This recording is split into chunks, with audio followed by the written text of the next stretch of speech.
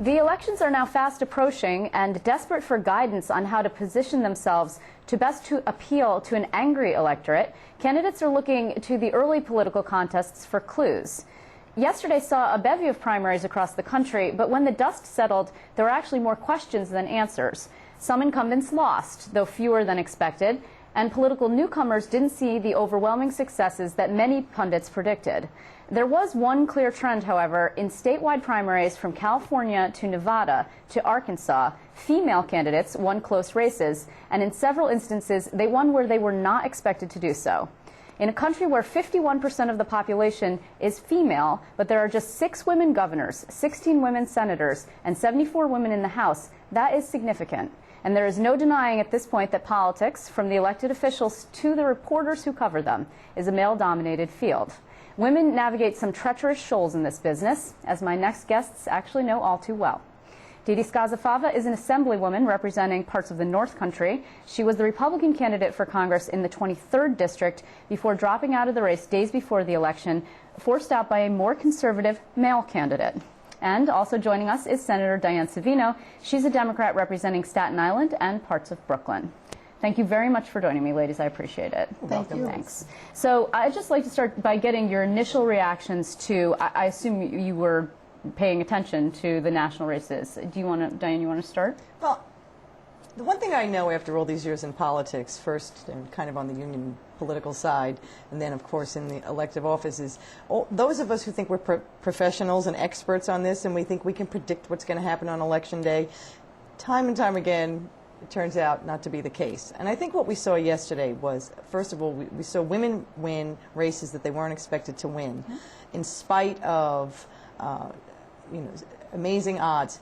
However, what I think we're also seeing is the public is unhappy. There is an angry electorate out there, and I think a lot of it is directed at what they perceive to be the traditional politicians. And for that, for most people, that has been men. So when you see an exciting woman running, even if you don't agree with her or you're not sure what her politics are, she can be somewhat appealing to the voters, and I think that's what we saw yesterday. Well, Dee, also, 2 of the women who won were in California, both Republicans. One of them spent $80 million.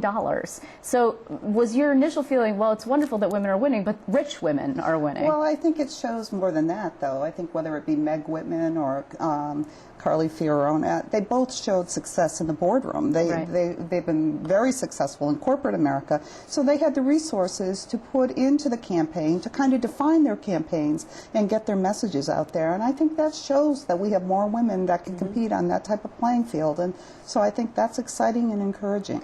And also not beholden to special interests, Absolutely. Right? Which is something that you experienced in that race. You know, it's difficult sometimes because to control your message, you really have to have the resources and to be able to do that. And what we saw last night is there are women that are stepping out there in a lot of different states that have their own resources, that manage their own campaigns, that have shown that they've been successful in corporate America, and now they're taking that message to the electorate and going into different roles. And I think it's very exciting. And one of those women also actually was accused of, there was a sex scandal. I mean, I don't know if, do you feel that was actually, oh, well, you know, men get accused of sex scandals all the time, so it was appropriate for a woman because she wants to play ball in a male arena. I think first it taught her a lesson that, you know, if you're going to run for office and you're going to be active in politics, you have to have thick skin. Yeah. I think the reason why it didn't really resonate with the voters is there didn't appear to be a lot of truth behind it, and it looked like really dirty politics. And I think that worked against her opponents, you know, because it made her far more sympathetic. She was running on a positive campaign on issues that matter to people and messages of change. And you know, she did not allow herself to be distracted by that too much. She answered it, said it's not true, and moved on, and I think that was important. But I think one of the things that Dede said is really true. We're seeing a different kind of woman running now. You know, years ago, the average woman who ran for office was what I always called an accidental activist. You know, we become active in an issue in our community, whether it's education or the PTA. We tend to come out of the social work field, the education field. Very different from men. Men are usually attorneys, they're businessmen, they have a bigger network of friends that they can draw resources from, particularly campaign contributions. And so for women, it's always been harder. So to see women, you know, at high levels of corporate America now saying, I'm going to compete on the same field as some of these men is very exciting. Well, let's assume that they get in, or in some cases somebody gets in, right? What do you think the response is going to be once they get there? Because it's wonderful that they get in and that they get elected. But then once you're there, you have to deal with all the men, right? That's what you have to deal with. And that some of those people who might not be so welcoming to you because they didn't have $80 million to spend potentially, or whatever it might be. I mean, I'm not so sure that the legislature, how this legislature would deal with our legislature in New York with a woman governor. Well, I think, too, both of these women, if we're talking about California, had executive experience. Right. I have to believe that they're going to go in and they're going to have the same type of experience that's going to be a little different in a legislative body than being an executive. But I think they can parlay a lot of those skills from the boardroom into the legislative setting. And I think the fact that they do have resources can be a powerful equalizer, especially on the Washington stage. Because, as I learned, sometimes the hard way, very much the hard way, is you've got to have the money in order to compete. And with that kind of funding behind them, I think people will take incredibly. That's not the only thing. They have to have a message. But the money helps them, I believe, define the message. It's the thing, though, that's a challenge, and I feel like I could interject some of it because there aren't that many female political reporters in New York politics. There actually, we have a couple, but unusual amount perhaps.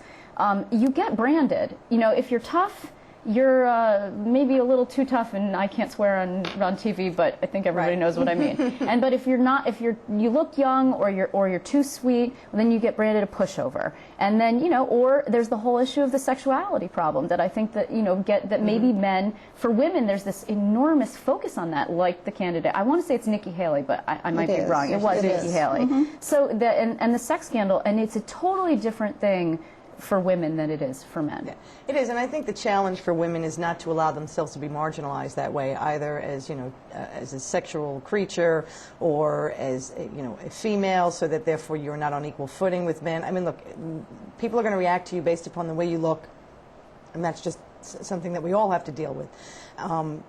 The key is to force your colleagues to deal with your mind, essentially, to deal with your ideas and your issues. And I think that that's something that a lot of women, when they first get elected, they don't know how to navigate that because they're uncomfortable advocating, you know, a position inside the legislative body. You have to pick a couple of issues, and you have to be really strong on those issues. And if they happen to be women-related issues, that's great, you know, because women are disproportionately impacted by government services in a variety of ways. Right. But pick your issues, know your issues, and be able to work them. And that's how you begin to gain the respect of the men, when they see that you have something to offer, and more importantly, that you have the ability to move other members of the legislature to your position on this.